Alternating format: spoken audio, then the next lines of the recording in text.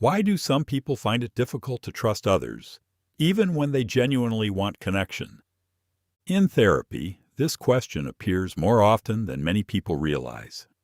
A client may say they want close relationships, support, or understanding, yet find themselves holding back, staying guarded, or expecting disappointment. From the outside, this can seem confusing.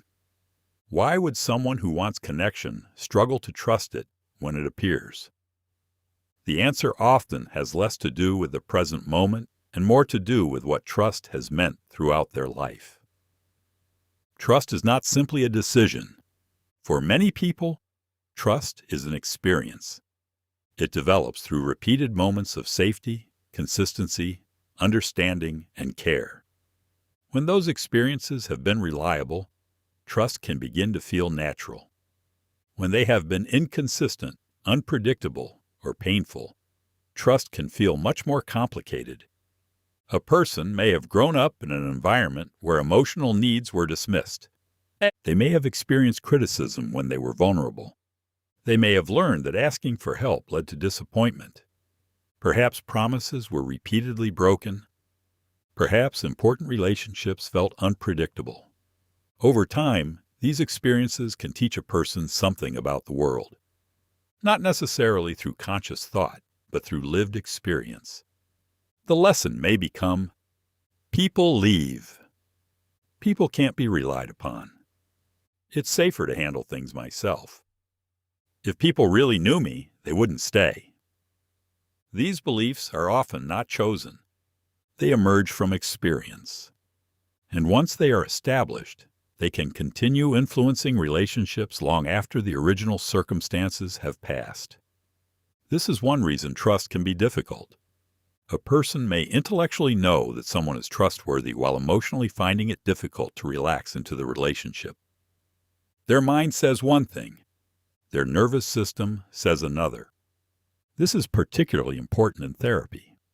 Clients are often being asked to do something vulnerable, to speak openly, to discuss painful experiences, to reveal parts of themselves they may have kept hidden for years. For someone with a history of reliable relationships, this may feel challenging but manageable.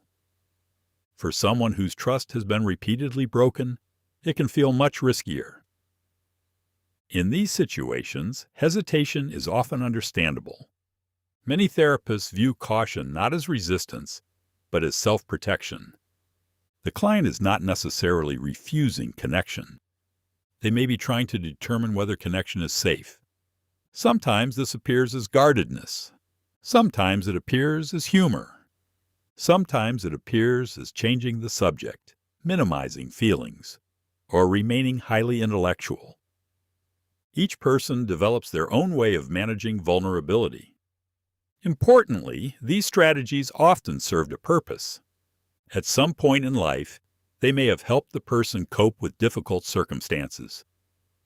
What once functioned as protection can later become a barrier to connection. This creates an interesting dilemma. The very strategies that help someone avoid being hurt may also make it harder to experience closeness, support, and understanding. Therapy often involves exploring this tension, not by forcing trust, not by demanding vulnerability, but by gradually creating conditions where trust can emerge. This takes time. Trust rarely develops because somebody asks for it.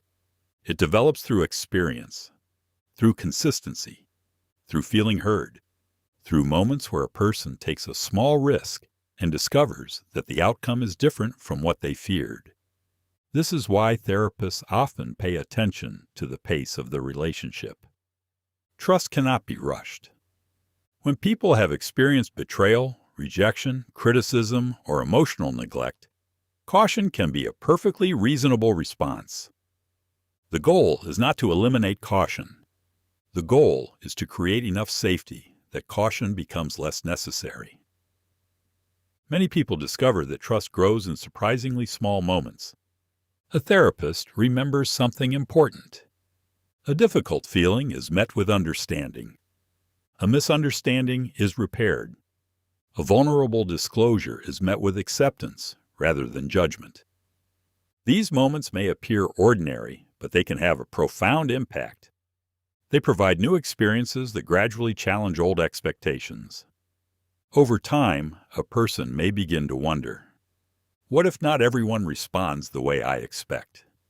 What if connection can be safe? What if support is available? What if trust is possible? These questions rarely emerge all at once. More often, they develop slowly through repeated experiences of safety and reliability. This is one reason the therapeutic relationship can be so powerful. It provides an opportunity to experience a different kind of relationship. One built on consistency, curiosity, respect, and care. Not every client struggles with trust. But for those who do, the issue is often far more understandable than it first appears. Trust is not simply about confidence in other people. It is often a reflection of what a person has learned to expect from relationships throughout their life. And when those expectations begin to change, new possibilities can emerge.